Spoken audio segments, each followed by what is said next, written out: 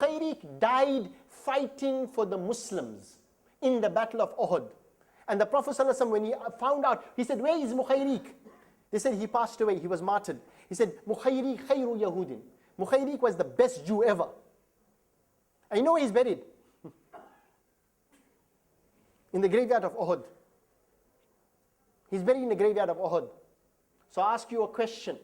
When we have dreams of establishing an Islamic state, if that, and part of that, is to the exclusion of any religious minority, we've got to rethink our Islam. We've got to rethink our Islam. In the era of Umar ibn al-Khattab radiallahu ta'ala anhu, an elderly, very elderly Jewish man who was partially blind was sitting there begging on the streets. And Umar ibn al-Khattab radiallahu ta'ala anhu happened to walk past, and he saw this elderly gentleman begging there, and he didn't like it. He said, why are you begging? The man didn't know who Umar ibn, because he couldn't see. He was partially blind. He says, well, you know what, I have to pay jizya. What is jizya? Tax. You know, like you and I pay tax of zakah, right? So the people who are not following Islam, they also have to pay tax for the running of the state. That's state expenses. He's paying tax. He said, I can't afford to pay the tax. Therefore, I'm begging here in order to fulfill my tax. Umar ibn al-Khattab radiallahu ta'ala immediately went to Baytul Mal, and he made a declaration. All elderly people, pensioners as we call them today, are not eligible for tax anymore. In fact, we must give them pensions. He picked up the Jewish man there and he told him, go away, you don't have to pay tax anymore. This is the decree of Amir al-Mu'mineen Umar ibn al-Khattab radiallahu ta'ala. What happened to that Islam? Maybe Abu Bakr al-Baghdadi may read some history. Maybe you can send him a history book. These are the things we need to wake up on.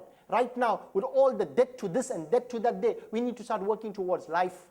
We have a history with people who are supporting the Muslim cause and the cause of the people of Gaza, who are from the Jewish communities. I'll give you some names of these. They are not here. They didn't come into existence simply because we have a problem now, right? They've been there for years, for engagement between the Arabs of Gaza, the people of Gaza, and the people of the occupied territories and the Jewish communities. And they've had interfaith dialogues and in discussions and so on to try to understand one another.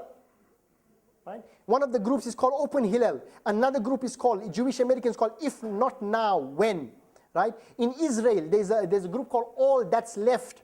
Right? All of these groups, right, are part of this movement forward to try and create some degree of understanding between the Arabs and the Jews. Right? Right now, I like this term. They say, we the militant Muslims, right? Right now, you've got plenty of Gentile Jews.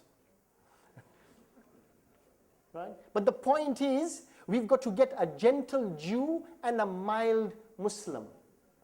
What happened to that? Instead of a Gentile Jew and a militant Muslim, can we have a gentle Jew and a mild Muslim? We're not talking about state politics here. We're talking purely based on the premise of humanity. How long are we going to spew out this hatred, which is getting us nowhere? Really. This is a long-term solution that we need to work with. We can't ignore it. We can't turn a blind eye to it, and we can't say, refuse, no ways. Dead to them and dead to them. That's not the Islamic way. وَإِن جَنَحُوا لِلسَّلْمِ فَاجْنَحْ لَهَا وَتَوَكَّلْ عَلَى اللَّهِ. When you see them inclining towards peace and engaging in a ceasefire, فَاجْنَحْ لَهَا, then incline towards them peacefully as well. وَتَوَكَّلْ عَلَى اللَّهِ, and place your trust in Allah. What happened to that strategy of war? Or do we know better than Qur'an? Think about this for the truce fire. Our support for the freedom fighters of Gaza is there. But in terms of strategy, we've got to tell them, hey, hold on a minute. You stick to the dictates of Qur'an and Sunnah. If you see a strategy not working, and if you're going against the strategy of Qur'an and Sunnah, or not in keeping with Qur'an and Sunnah, you've got to revisit your strategy. Because Allah tells you that Muslims will be more inclined towards peace than towards war. Yeah. Bitter pills to swallow. Very bitter pills to swallow. But you've got to stand up for truth, even if it be against yourself.